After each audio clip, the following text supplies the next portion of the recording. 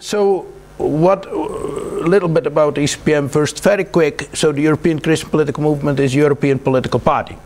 Now what is that? That is basically a European umbrella of national parties who are member parties of the ECPM. As of now, at the moment, we don't have a member party in Sweden. Maybe that changes, but this is the current state of affairs. But we have member parties across Europe, but then coming to SALUX specifically, so we're not just a think tank of the ECPM, we're also an European umbrella in of ourselves of think tanks in member states. For example, the Clapham Institute here in Sweden is a member organization. So I think that clarifies it a little bit more. And otherwise you can ask questions later on. Now I'm the director of this club since its foundation. Before that I was a pastor in the north of the Netherlands, in the province of Groningen, but actually I'm a Frisian. Yes, my passport is Dutch, so that's that. But my first language is Frisian, so it's not. You're cousins from far away, and we have to put up with the Dutch. And we're managing that for already 1,000 years, so we're tough guys. So that's that. Now, that's a bit of my own background. Further, most importantly, I'm married. I'm father of a 10-year-old kid. He's very smart, so then you know how smart my wife is, much smarter than me. So, what do I do? What do we do as SALUX? Basically, we cooperate with organizations in member states to cooperate in this kind of events, to create publications. I just spoke with you there. I forgot your name. Emmanuel. Yeah, thank you, Emmanuel. And we just talked about our cooperation between SALUX and the World Evangelical Alliance Business Coalition. I'll come back to that tomorrow in the economics sessions. So then you want, I speak that tomorrow so that you can skip that. So that is the other thing we do, publications, books, basically. The third thing we do is insert ideas, insert concepts into Christian Europe. For example, we're talking with pro-life organizations. How can we talk differently than just, you know, sitting in the trenches and being right? That is not very productive. So that is one example. Another example is, how do we talk about the Middle East? Oh, Israel is right, or the Palestinians are right. Well, that's not the most fruitful approach, so we try to take the bigger picture. So this is what we're doing, is also a bit, and this is also a bit of our behind-the-scenes work, is talking with many organizations. How can we talk more fruitfully about these issues and more coherently, and also put things a little bit together. Now, then about this little subject of freedom of speech. Now there's a funny story here, because those who remember will try to forget that I spoke here last year. And I said we should actually talk about freedom of speech. And now we said, Olaf and I, we agreed to do that. And in between, things have become a little bit more actual. Something with burning of books. I guess that somebody had it very cold. Anyway, and wanted to heat up things. Well, then in that case that person managed quite well in that. Now, when we talk about freedom of speech, I said here two things. Our fundamental rights in the EU, because we're a European organization, so we talk a bit from that perspective. It's nice, this little history of Sweden. No, that's quite an interesting thing you said, Olaf, generally. It's very clarifying. But that is the historical angle for Sweden. Now, what I'm going to do is basically take you a little bit up to the European level. Don't worry, not to Brussels, just to the European level. nobody wants to be in Brussels, believe me. Our fundamental rights in the EU. And then I'm saying here human dignity and the freedom to be, because it was freedom of speech. No, I said freedom to be. I'll come back. In the end, you will understand why. So, now we all know that the EU is, of course, this very anti-Christian club, according to Halensi and others, was part of the end times and so on and so forth. None of that, please. None of that, please. So, the EU is just a body of member states and basically shaped by us. And the fundamental values of the EU aren't that bad either.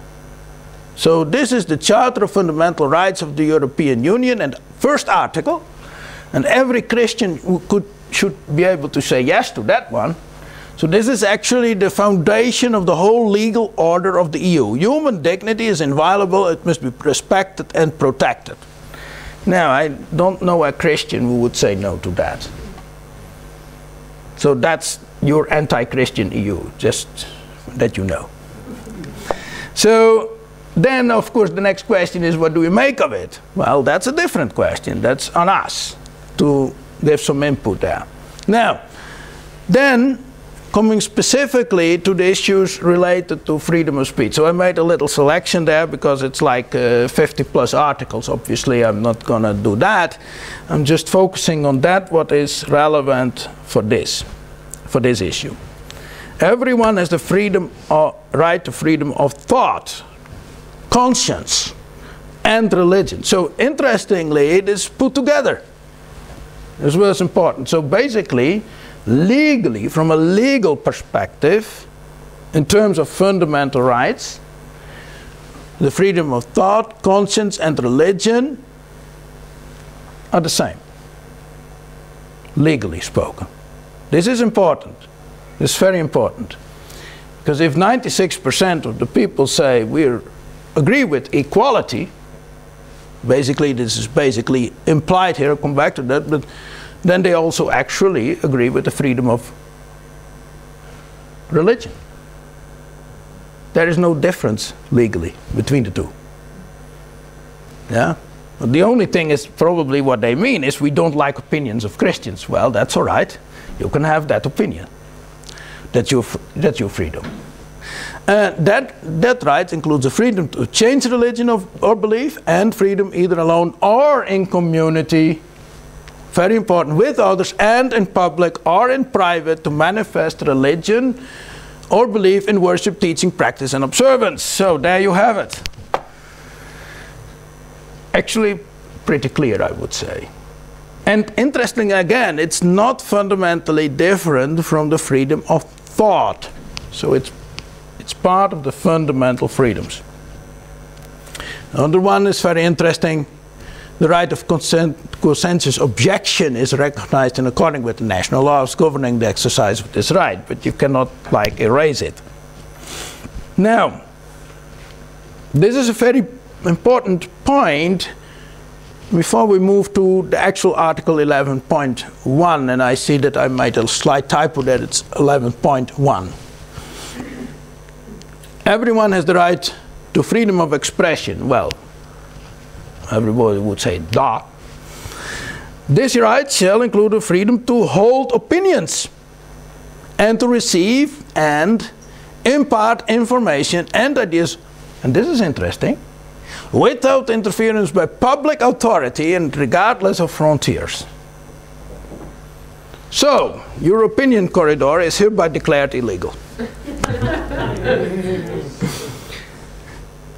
I'll come back to that. But this is important. As you can see, like Article 10, Article 11, they're both part of the same fundamental freedoms, right? You cannot like pull them out and you know, pull one of these articles out of this. Also very interesting, encouraging for those working in Christian media, the freedom and pluralism of the media shall be respected. It's a big issue in Europe. By the way, not only a problem for, you know, left liberals who can't stand Christians, but also in countries like Hungary was not very, was always waving with this Christian flag thing, but have actually erased pluralism in the media. Not very Christian thing to do. Everyone has the right to freedom, peaceful assembly, and to freedom of association, political trade union, and so on and so forth. I put that one there just to clarify again that like these fundamental freedoms are not just individualistic things. It is also together, in an organization. So these organizations, just like churches, have a freedom to be. Now, also funny, and the arts and scientific research shall be free of constraint, academic freedom shall be respected. This is very important, especially when we think of this problem that we see in some countries in which the academic freedom is under severe pressure. And we already see, actually, even in countries like France and Germany, there's a pushback on this because it's considered to be seen as a problem, and not by Christian conservative governments, but by the German and French government, who cannot in any way be accused of being Christian conservative, right? So the thing is that it's based on this, because people understand if you say, that opinion or that opinion is, anathema, using old Greek words, in this university, then what's the next theme that is anathema? And then we have a problem, because that's the end of freedom, academic freedom. But the arts is also free of constraint. So if you see something that is really ugly, think about this. Now, this one is also very important. Any discrimination based on any ground, is it sex, race, color, ethnic or social origin, genetic features, language, religion or belief, political or any other opinion, membership of a national minority, property, birth, and so on, shall be prohibited. Now, one thing is very important here, and it is very close to the freedom of opinion. Why? Because the freedom of opinion here is part of the freedom of, the prohibition of discrimination. So you shall not be discriminated based on your opinion. And this is very important, that these categories are not listed here in some hierarchical order. So there's not so that one category of discrimination is deemed here more than the other. It's very important to keep that in mind, because sometimes there is the storyline like, oh yeah, if you discriminated for this, that's really bad. If you discriminate for that, it's not so bad. Wait, what? That's not what it says. This union shall respect cultural, religious, and linguistic diversity. And that's, I think, a little bit of a challenge for people who really love this opinion corridor. And then that of course, in practice there is limitations on these rights. You cannot have unlimited this or unlimited that. It needs to be balanced, but respect the essence of those rights and freedoms. You can never put a limitation so far that actually the freedoms do not longer function as meant. Now, protect the rights and freedoms of others. Now, this is all already quite interesting. It already shows you that you have more rights than you thought, thanks to this evil EU. I had to explain this to some Brexiteers. Oh, the EU is so evil, they impose ideas on us. No, actually, it's the other way around. So that's funny, eh? It appears that not just Hungary is sometimes a little bit anti-EU in what they do. It could also be Sweden in some aspects, no? Well, what is the essence of the freedom of speech? Because then, of course, I come back to human dignity, as I cannot leave that out now. Freedom of speech is one of the most relational and demanding fundamental freedoms. It's very relational. Because I can have free speech in one of your big woods, and then only some bear will be annoyed and then eat me. Do you still have bears here, by the way? Yeah, you still, so you can still be eaten by an annoyed bear. Okay, good. But anyway, or you know, run over by a moose or something. But of course, freedom of speech only exists in you having to listen to me now. Now you can go out of the room and say, this is annoying, so I don't want to listen. That's okay. But you cannot not listen to anyone when you're part of society, no? So it exists anywhere where humans communicate to each other. Now we communicate a lot, yell a lot, you know, capitals on online, right? And then we know exactly what opinion is being said. Israel is right, no, the Palestinians are, you know. Anyway, you get the point. And this is human dignity in action. Because you have to suffer the opinion, the reprehensible, wrong opinion of the other.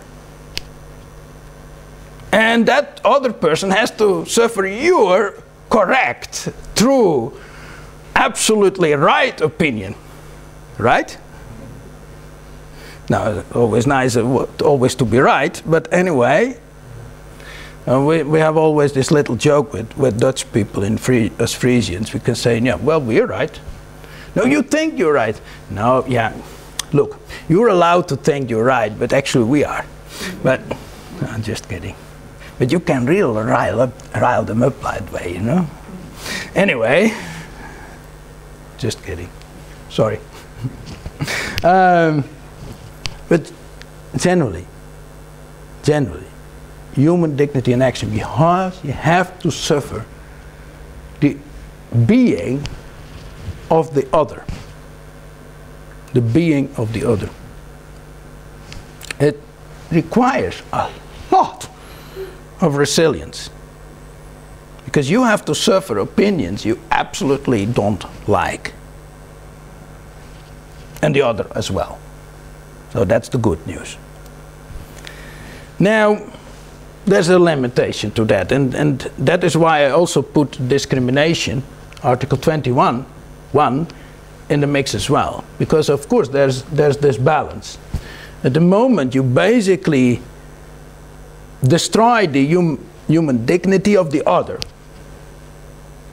then you basically erase freedom of speech.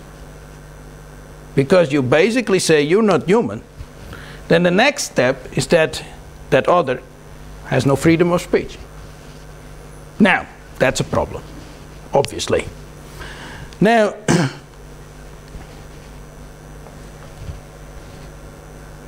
you can read what I'm writing here, so I don't need to repeat everything. The most important thing is that at the moment you basically say you are not human, you have a problem.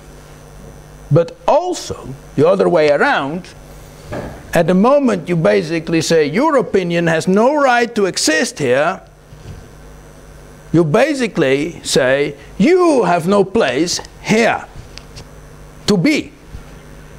Because there is no real difference between you and your opinion. You cannot, like, you know, take it out. So the point is, that's your identity. You know?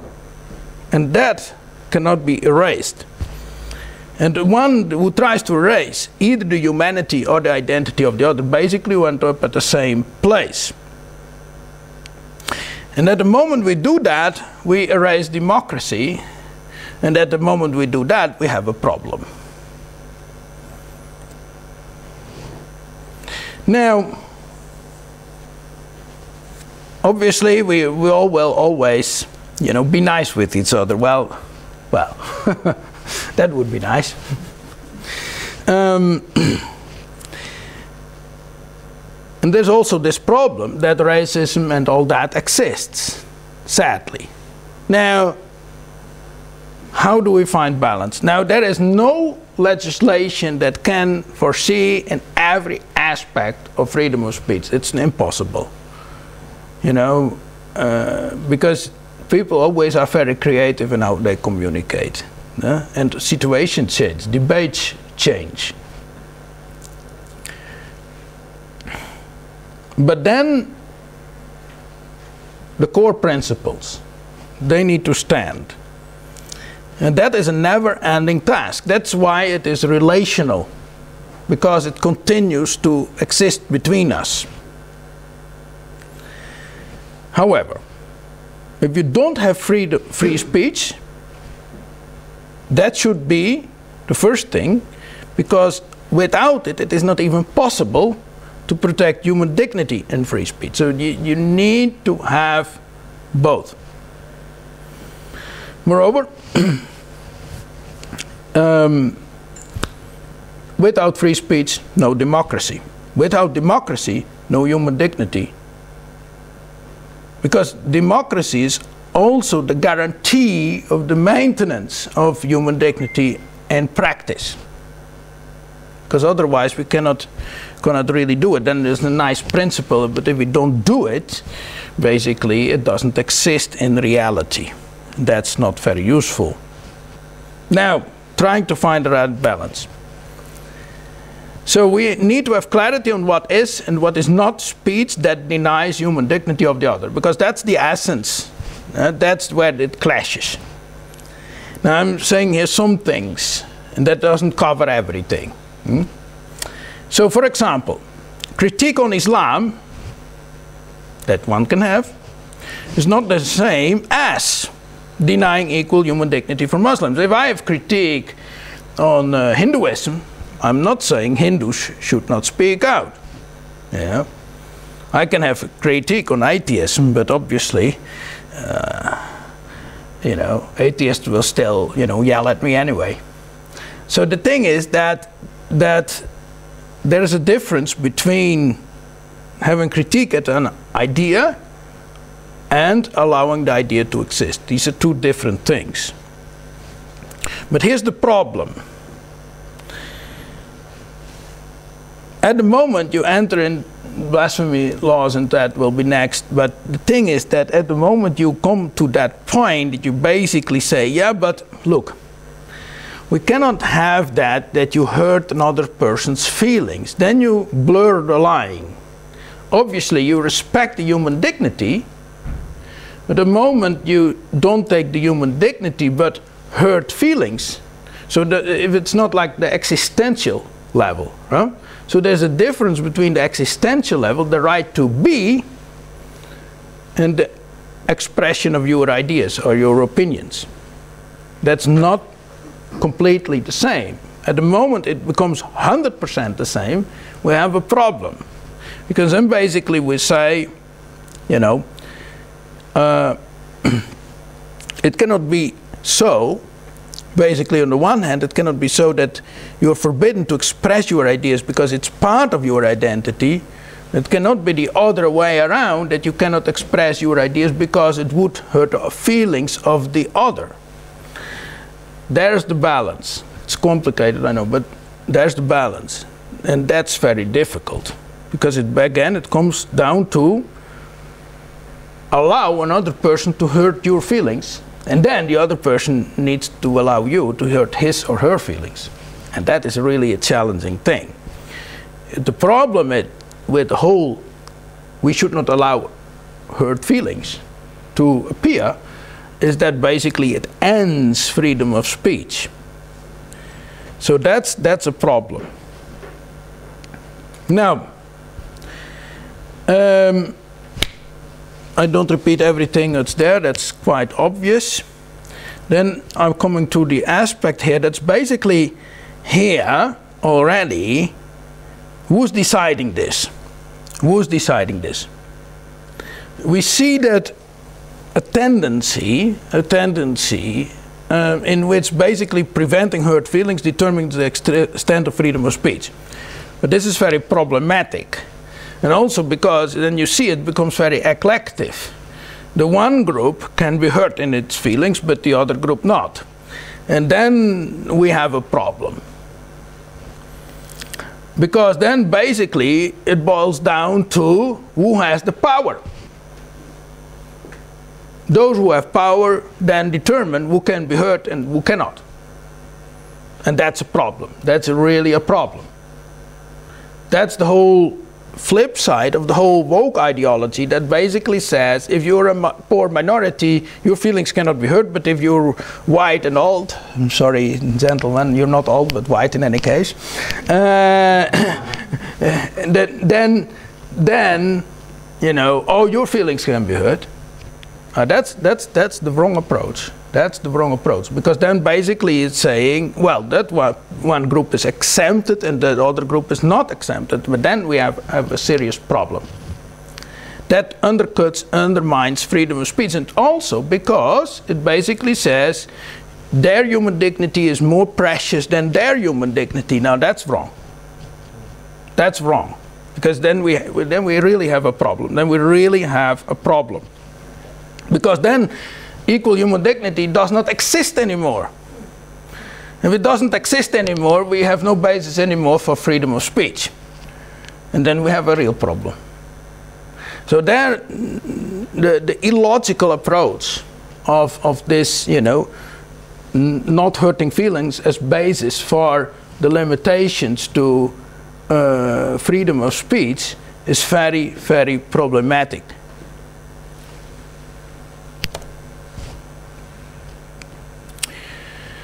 So there's also a problem in that otherwise. At the moment, you basically say we can determine by power who has more or less human dignity.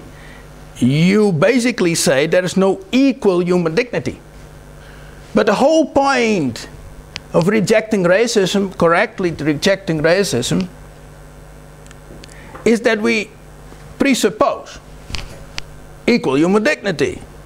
Now we cannot undercut equal human dignity and maintain it as principle at the same time. That is just impossible. Now, what to do? And also, there's another problem in this.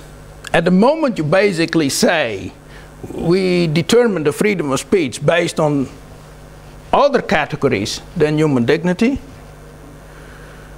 like hurt feelings or being part of minority or whatever, then basically it becomes, you know, dependent on who has the power.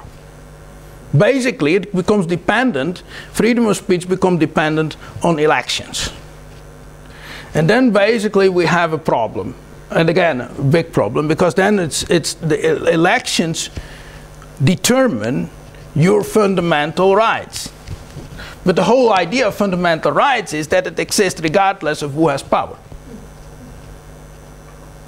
So you can see, you know, which direction you go at the moment you take the wrong road in this. And that is also the problem of blasphemy laws. Basically, the blasphemy laws are like, you cannot hurt my feelings.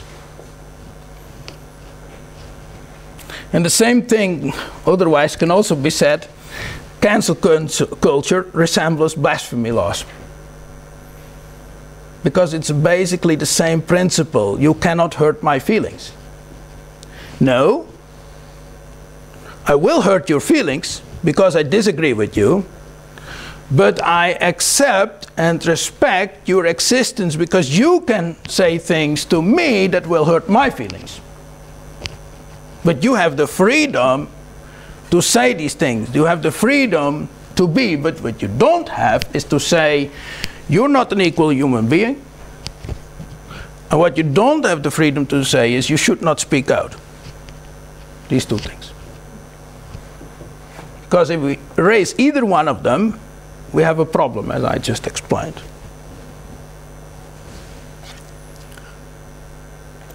Now, the Netherlands, in comparison to Sweden. Obviously better. Now, I just spoke with my Dutch friend here, and actually that was funny, and you said it quite right. You said, you know, we don't have this situation anymore since Pim Fortuyn, it's opinion corridor. And this is exactly what I already had written in my little presentation. So, this is funny that it is not just my opinion. This is something we experienced in the Netherlands. And I am pretty certain this will come here as well, because ultimately you cannot stop people expressing their opinion. And certainly not thanks to, well, you know, this. So you understand that, you know, that is clear, I think. This will change, because it is something that cannot be maintained anymore. Now, I'm not repeating everything that you can read, assuming you can read. There is still this feeling in our society, nevertheless, that those with power have this opinion that they try to impose on us, and they are starting to discover that this is a problem.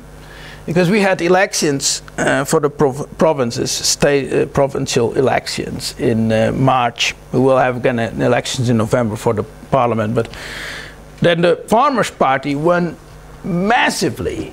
And it was funny to see why people voted for it. Because they had the feeling, now we can finally punish these elites for imposing their opinions on us. And the big you know, boeman, I don't know how to say that in English actually, you know, the big, you know, the big evil guy, so to say. In this, normally is the people of the NOS, the state broadcaster. They're seen as the ultimate, you know, imposer of everything, and so and that's funny, you know, how people then basically respond to that. So there's still a lot of resentment with a lot of people on that. So the resentment over the pre-Fortuyn period still exists. So there's still a lot of people who remember it before, and they are like still like, oh, they want to impose an opinion on us, and oh, we will punish them. So there's still this feeling of unequal power. And that is a very interesting one. Because then we talk about power. Now, power is really important here. So in the Netherlands, we have a system in which actually there is a really diverse society. Catholics, Protestants, liberals, and so on. This has already been the case for quite some time. All these groups were already quite organized in the 19th century, having their own media, having their own parties, having their own organizations and everything, meaning that there is much more diversity in the power in the media. So the experience of opinion corridor is closely related to power. Nevertheless, there was an experience of opinion corridor on a number of issues, but I don't think to the extent and degree as what is here in Sweden, or what is here in Sweden. Now, I think opinion corridors are very unhealthy, counterproductive way of dealing with issues. It's smothering free speech, so that's wrong in itself. But it also evokes very extreme counter-reactions, suspicion about anything that the media says, that then again opens the door for all kinds of fake news and propaganda from totalitarian regimes, which is not very healthy either. So what to do? Now what do we do? What do we do? Now I think that Christians should make opinion corridor explicit, emphasize the unequal and undemocratic nature of it, and then claim your fundamental rights and not deny the fundamental rights of the other. You are a journalist, may have your opinion, that's fine, but I have equal right to mine. then you also reveal that you're speaking with somebody with an opinion. So then the journalist becomes part of the opinion. And then you make it explicit. So there's also a little tip here. Make power an explicit issue. Make it clear that freedom of opinion cannot depend on power, but is based on equal human dignity. And the Swedes like equality. 96% of them find it very important. Thanks for the presentation. So basically, claim to be part of the 96%. Then the freedom of religion part isn't any longer that much of a problem. If people cannot support that, that's fine. But it's not an issue actually, because you push your freedom to be you, individually and collectively, as part of the equality. And, well, what's the problem then? I am no less of a human being than you. You should not abuse your more powerful position in forcing through your opinion, but trying to portray my opinion as ridiculous. That's just wrong. Little trick here for interviews. Just, oh, how can you say this about abortion? Well, because I have the right to say it. And if you try to deny me the right to say it, you're ending freedom of speech. You're basically saying that you have more right than me to say something. Then we're no longer equal. Am I less of a human being than you? I have the equal right to express myself. And then you basically change this to this. Because you experience this, then you need to make it explicit, put it that way. All right. If we can disagree respectfully, I think this is very important. It helps all of us. Don't talk as if you have some crazy idea. If I have some crazy idea, I accept that you think differently. So should you. Finally, human dignity is inviolable, must be respected and protected. Freedom of speech means the freedom to be. I think you get it now. I can be here as equal in this society. It is applied human dignity. That freedom applies to all. It cannot be excluded for groups with less cultural and political power. It remains true that speech that aims to deny equal human dignity is undermining freedom of speech. Otherwise, there is not an equal to be. Now, there will never be an absolute clear line. Reality is muddy, manifold, and people are creative. Christians, firm, claiming our equal human dignity, firm refusing to succumb to racism, anti-Semitism, and so on, and certainly also not do anything with the purpose to hurt anyone's feelings. That's why I'm against Quran burnings, because it's just hurting people's feelings without any productive result. Because when we exercise our free speech, which we will do, we need to be Christ-like. He expressed himself quite clearly, but firm and respectful, except that others have equal freedom to ourselves. Now, that was my little thing. I hope it was helpful somehow.